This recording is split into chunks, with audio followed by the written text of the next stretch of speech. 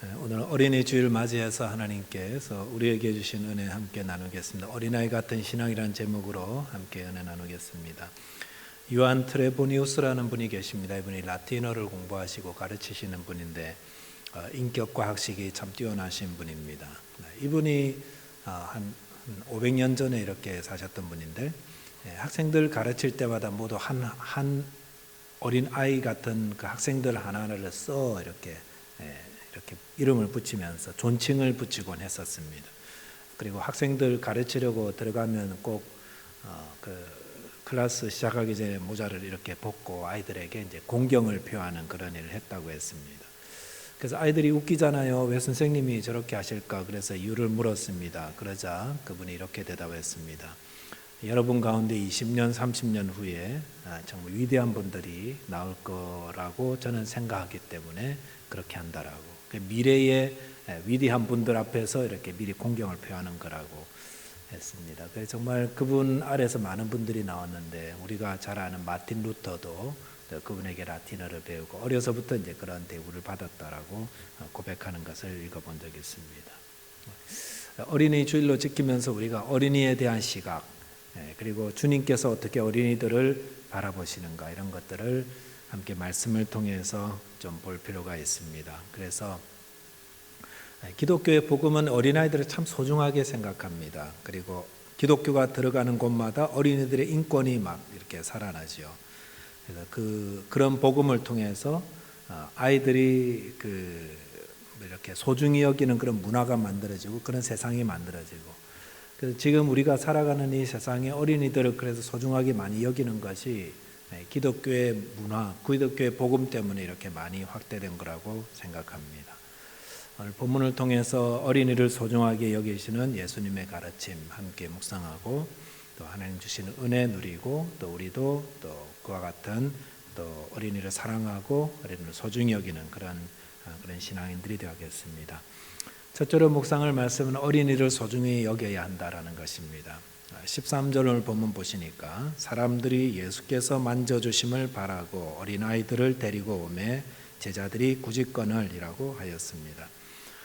여기 보시니까 사람들이 자기 아이들을 데리고 예수님이 만져주시기를 바라고 예수님께 왔다라고 했습니다. 예수님 만져주시기를 바란다. 이 옛날에 그 당시에도 유대인 랍비들이 이렇게 아이들을 이렇게 안수하면서 축복하는 것이 그런 문화가 있었습니다. 그러니까 사람들이 예수님께도 그런 걸 기대하고 아이들을 데리고 왔던 것입니다. 그런데 제자들이 그런 사람들을 꾸짖었습니다. 제자들이 왜 꾸짖었는지 어떻게 꾸짖었는지에 대한 내용은 나오지 않지만 아마도 제자들은 예수님 좀 위하려는 그런 마음으로 아니 예수님 좀 쉬셔야 되는데 이런 아이들 데리고 뭐 어떻게 하냐고 그 아이들 알아듣지도 못하는데 데려와서 뭐 어떻게 하자냐고 뭐 이런 식으로 아마 그런 마음이었던 것 같아요.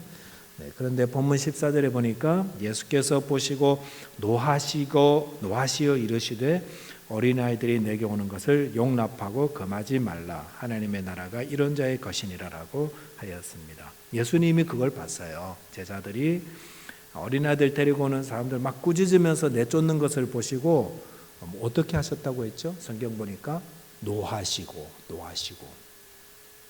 성경에 예수님이 노하셨다라는 표현이 어디 있었던가 제가 생각해 보면 하나도 없는 것 같아요. 여기밖에 없는 것 같아요. 그래서 예수님이 여기서만 노하셨어요.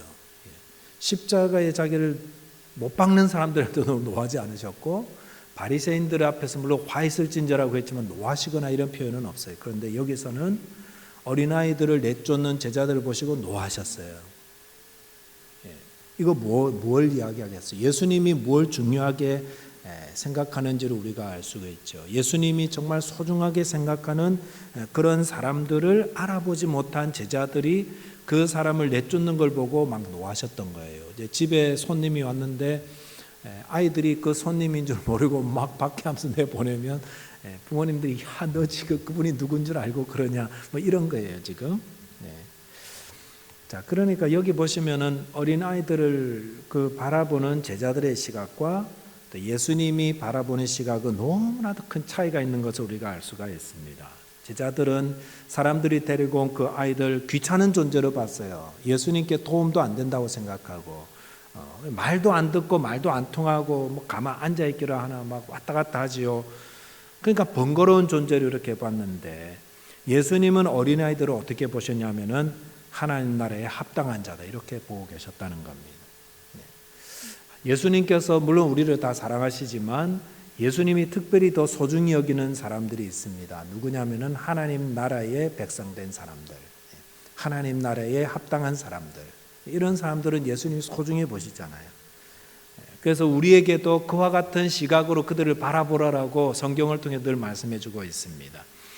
예수님 말씀하신 부자와 거지 나사로의 비유에 보면은 부자는 이 땅에서 부족함 없는 삶을 살았습니다. 호의호식하면서 날마다 연락을 즐기고 파티하고 세상에 누릴 것 다 누리면서 그러다가 이 땅을 살다가 죽었고요.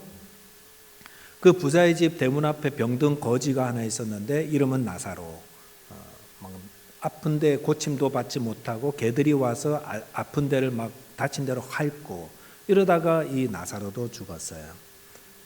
그런데 이 부자와 나사로는 얼마나 비교되는 삶을 살았습니까? 한 사람은 부자요, 또 부자면 사람들이 또 많이 오잖아요. 관심도 있고 그분이 뭐 행한 일들도 뭐 이름도 알려주고 칭송도 받고 사람들이 뭐 저 동네 그 부자 알지? 그러면서 알아. 뭐 그러면서 뭐 가봤어? 뭐 그 집에 뭐가 있는지 알아? 뭐 이러면서 그 집 아이들이 어떻고 그 집 뭐 내력이 어떻고 막 그런 이야기 많이 할 건데 다 막 관심을 가지는 그런 부자였겠죠.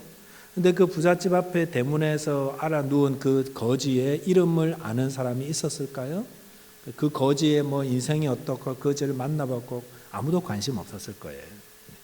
그런데 하나님은 누구에게도 관심을 가지셨습니까? 오늘 성경 보니까 부자보다는 거지 나사로예요. 왜냐하면은 부자는 이름도 나오지 않지만 이 거지는 이름이 나오잖아요. 거지 나사로. 그래서 예수님께서 이 비유를 통해 우리에게 말씀하시는 것, 눈에 보이는 걸로 관심을 그렇게 가져서는 안 된다. 그 사람의 무엇을 봐야 되고 주님의 관심으로 가지고 주님이 저 사람을 어떻게 볼까를 보고 우리도 그렇게 보라고 말씀하시는 겁니다. 우리가 이 땅의 사람들이 가지는 시각은 어떻게 봅니까? 그가 어떤 걸 가졌는지, 얼마나 가졌는지, 어떤 위치에 있는지, 어떤 능력이 있는지, 이제 그게 그 사람을 소중하게 생각하고 그 사람을 보는 판단의 기준이 되는 거 아니겠습니까? 하지만 주님은 그렇게 보지 않으셨습니다. 주님 무엇을 보십니까? 그 사람이 천국에 합당한 사람인가 이걸 본다는 것입니다. 이걸 보고 평가한다는 것입니다. 그래서 나사로는 비록 거지였지만 주님께는 참 소중한 사람이었습니다. 왜? 하나님 나라에 합당한 사람이었고 나중에 보시면 아브라함의 품에서 안식을 누리는 그런 구원받은 자였기 때문에 그렇습니다. 오늘 본문에 나오는 어린아이들도 마찬가지지요.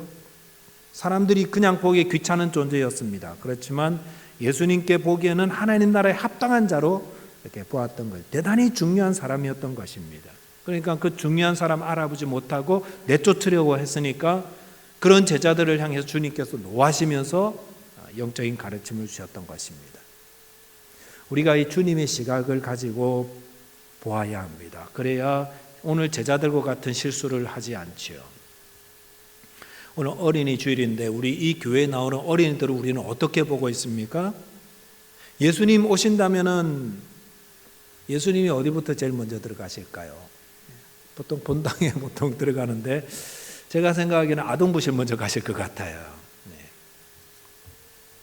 그래서 아동부실에 가서 천국에 합당한 아이들 여기 다 있다고 막 이렇게 보시면서 아주 중요한 사람들이라고 이렇게 알려주시겠죠.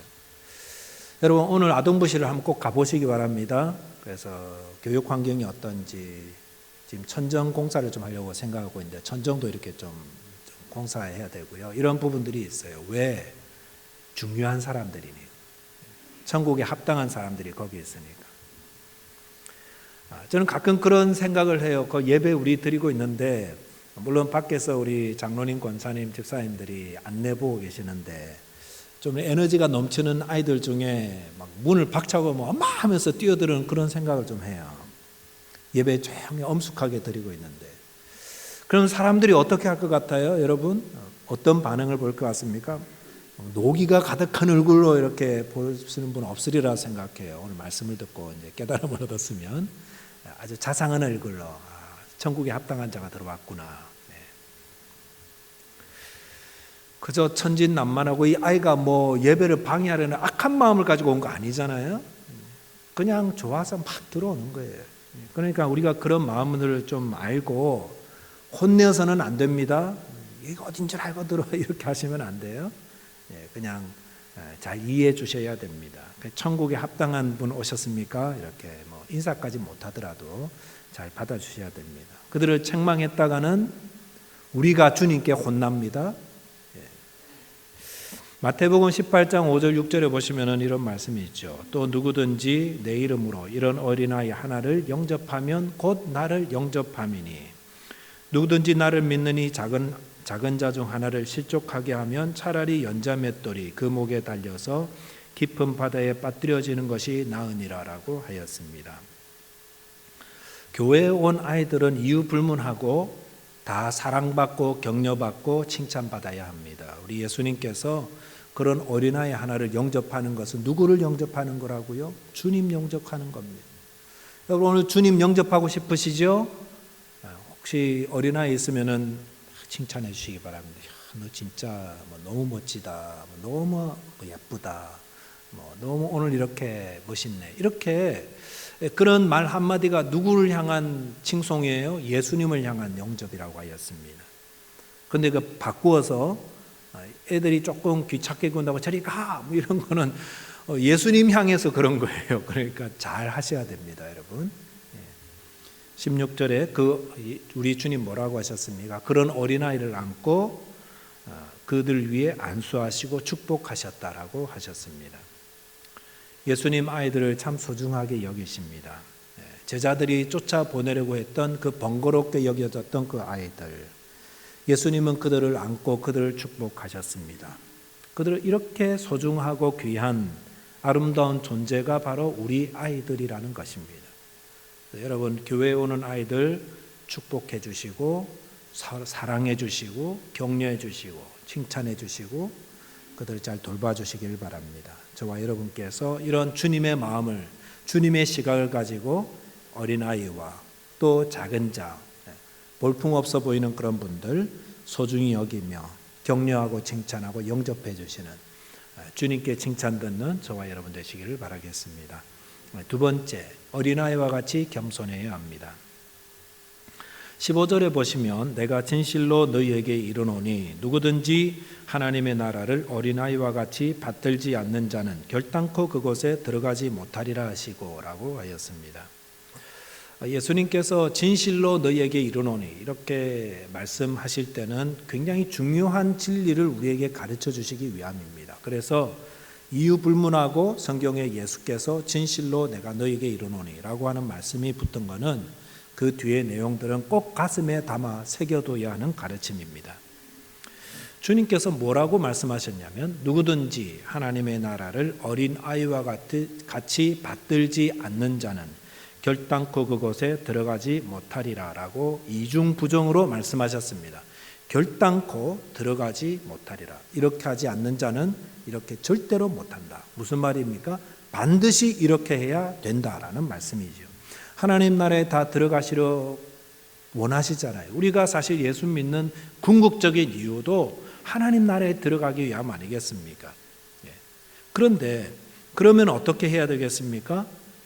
반드시 어떻게 하나님 나라를 받들어야 됩니까? 어린 아이처럼 받드셔야 됩니다. 어른처럼 받드시면 안 됩니다. 어린 아이같이 하나님 나라 받드는 게 어떤 겁니까? 그러면 어린아이의 여러 가지 특성이 있지만 말씀의 근거에서 보면은 오늘 교동문에서도 읽었지만 마태복음 18장 4절에 보면은 이런 말씀이 있죠. 그러므로 누구든지 이 어린아이와 같이 자기를 낮추는 사람이 천국에서 근자니라. 예수님은 어린아이 같다라는 그런 표현을 쓸 때에 자기를 낮추는 거라고 말씀하셨습니다. 자기를 낮출 때에 천국에서 큰 자요, 자기를 낮추는 자, 그렇게 하나님 나라를 받드는 자가 천국에 합당한 자다, 이렇게 말씀하신 겁니다. 즉 무슨 특징입니까? 어린아이의 겸손을 말하고 있는 것입니다.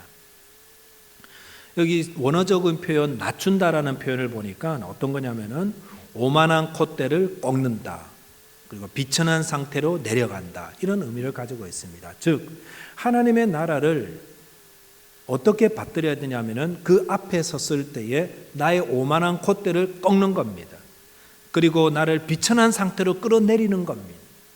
그렇게 하나님 나라를 받드는 자라야만이 하나님 나라에 들어갈 수 있다. 이렇게 겸손할 때라야만이 하나님 나라에 들어갈 수 있는 거지, 그저 내 모습은 그냥 가만히 놔두고 나를 좀 어떻게 구원해 보세요, 뭐 이렇게 해서는 안 됩니다.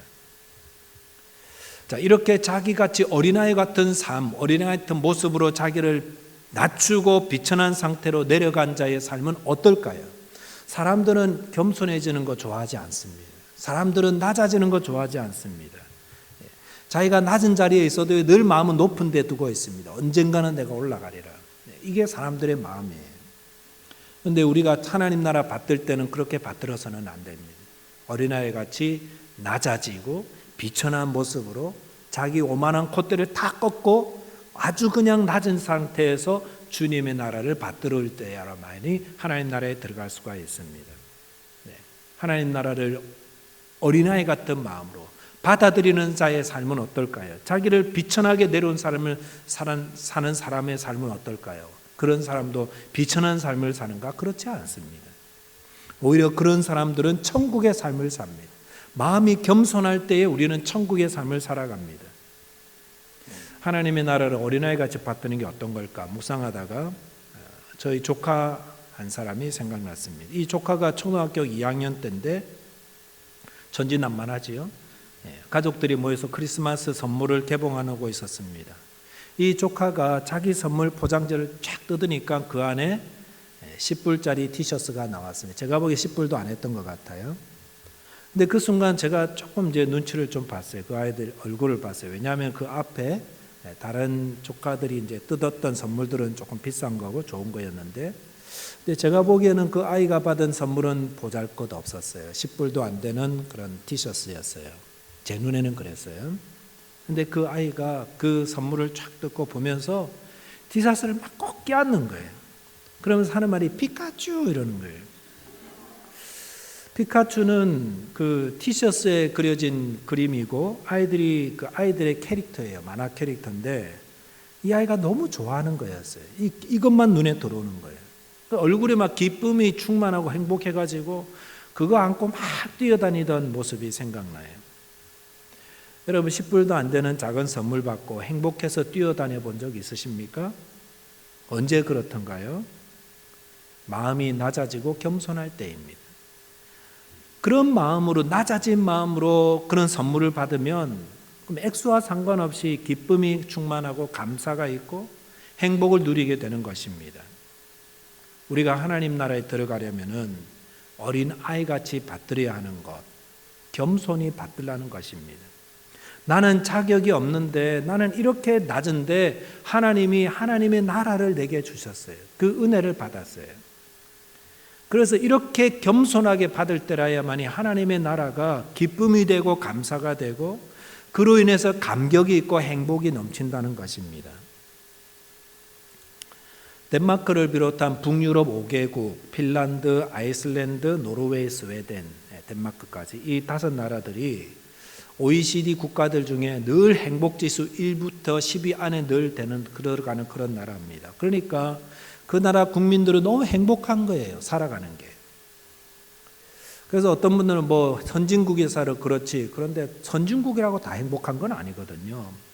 그런데 왜 그 나라 국민들은 그렇게 행복을 누리고 살아가는가? 어떤 분이 그 비결을 한번 분석해 봤습니다. 덴마크 분인데, 그래서 그분이 그 자기 나라 국민들이 행복한 이유를 이렇게 찾아보니까 그 국민들의 의식 안에 깔려져 있는 어떤 가르침이 있었는데 그게 바로 얀테의 법칙이라는 가르침이라고 했습니다. 그 얀테의 법칙을 소개해 주셨는데 10가지가 있어요. 제가 간단하게 한번 소개해 드리겠습니다. 첫째로, 스스로 특별한 사람이라고 생각하지 말라. 둘째, 내가 다른 사람들보다 좋은 사람이라고 착각하지 말라. 셋째, 내가 다른 사람들보다 더 똑똑하다고 생각하지 마라. 넷째, 내가 다른 사람보다 우월하다고 자만하지 말라. 5째, 내가 다른 사람보다 더 많이 알고 있다고 생각하지 말라. 6째, 내가 다른 사람들보다 더 중요한 위치에 있다고 생각하지 말라. 7째, 내가 무엇을 하든지 다 잘할 것이라고 장담하지 말라. 8째, 다른 사람들을 비웃지 말라. 9번째, 다른 사람이 나에게 신경 쓰고 있다고 생각하지 말라. 10째, 다른 사람을 가르치려 들지 말라. 제가 이 양태의 법칙을 보면서 이거 겸손이구나 라고 생각했습니다. 겸손은 내가 다른 사람들보다 더 특별하다고 여기지 않는 겁니다. 내가 다른 사람들보다 더 많이 알고 있다고 생각하지 않습니다. 내가 다른 사람들보다 더 잘할 거라고 생각하지도 않습니다. 그러니까 남을 가르치려고 들지도 않습니다. 많이 들으려고 그러고 존중해 주려고 그러고 저 사람 나보다 더 나은 사람인데 그런 마음이에요. 그렇게 겸손한 마음을 가질 때 우리가 행복한 삶을 누리게 된다는 것입니다. 마음이 낮고 겸손한 사람은 하나님의 나라를 은혜로 받아들이며 감사하며 기뻐하며 살아갈 수가 있습니다. 나 같은 죄인에게 이렇게 어마한 큰 은혜를 주시다니 너무 감사한 거예요. 그래서 그 사실만 생각하면 감격이 되는 겁니다. 나 같은 죄인을 이렇게 구원해 주셨구나. 이것이 바로 자기를 낮추고 어린아이같이 천국을 받아들은 겸손한 자의 모습인 것입니다. 저와 여러분께서 어린아이 같은 마음으로 하나님의 나라를 받을 때라야 내 구원받은 것이 기쁨의 고백이 되고 감격이 되고 그래서 늘 주님 안에서 감사가 넘치는 거예요. 야고보서 4장 6절 말씀, 하나님은 교만한 자를 물리치시고 겸손한 자에게 은혜를 주신다 하셨습니다. 그렇기 때문에 하나님은 겸손한 자에게 은혜를 베푸시기 때문에 천국도 어떤 사람이 상속받습니까? 겸손한 자가 상속받습니다. 저와 여러분께서 오늘 말씀을 통해서 어린아이를 소중히 여기시되 어린아이와 같이 자기를 낮추고 겸손하게 하나님의 나라를 받드는 자 되시기를 주님의 이름으로 축원드리겠습니다. 기도하겠습니다. 하나님 아버지 감사합니다. 어린아이를 소중히 여기시는 우리 주 예수님의 시각을 저희도 가지게 하여 주시옵소서. 외모만 보면서 겉모양만 보면서 판단하는 자 되지 말게 하시고 중심을 보시고 하나님 나라에 합당한 자로 보시는 우리 주님의 시각을 가지고 저희들도 우리 아이들 소중히 여기며 또 그 아이들을 주님 영접하듯이 영접할 줄 아는 그런 믿음 주시기를 기도합니다. 그리고 주님, 저희들의 높아진 마음들이 오늘 말씀을 통해서 다 회개하며 낮아지게 하시고 아무도 판단하거나 아무도 가르치려 들지 말고 오히려 모든 사람들을 나보다 더 낮게 여기며 겸손한 마음으로 살아서 하나님의 나라를 생각할 때마다 감격이 넘치고 또 기쁨과 감사의 삶을 이어가는 하나님의 백성들 다 되게 하여 주옵소서. 우리 주님 예수 그리스도 이름으로 기도하옵나이다. 아멘.